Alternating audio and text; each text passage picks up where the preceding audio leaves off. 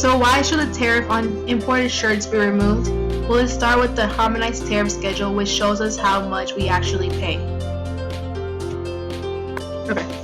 The United States has had a tax on textile imports since 1789. So this is why we pay 16.5% tax on our shirts coming from Bangladesh, but 0 if they're coming from Colombia or other countries that had signed the free trade deal.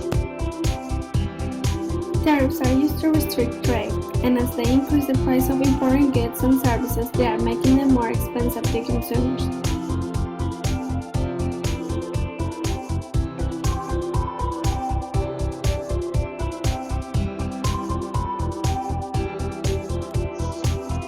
Free trade means that countries can import and export goods without any tariff barriers or other non-tariff barriers to trade.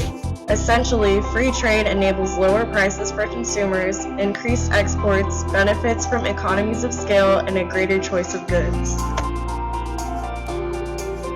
Because Colombia has the free trade deal with the US, it has a greater comparative advantage because it can produce the shirts cheaper than the other countries, which means that the US is able to buy the shirts at a cheaper cost. Competitive advantage is an advantage that a firm has over its competitors, allowing it to generate greater sales or margins and or retain more customers than its competition.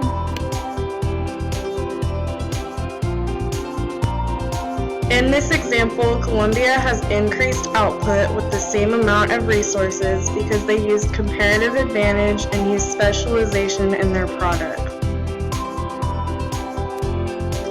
What does trade have to do with comparative advantage? With tariff on trade and no comparative advantage, the amounts that each producer can consume are strictly limited and can increase its cost. Trade allows specialization based on comparative advantage and thus decreases cost, enabling each person to consume more and produce more at a cheaper price. Created using Powtoon.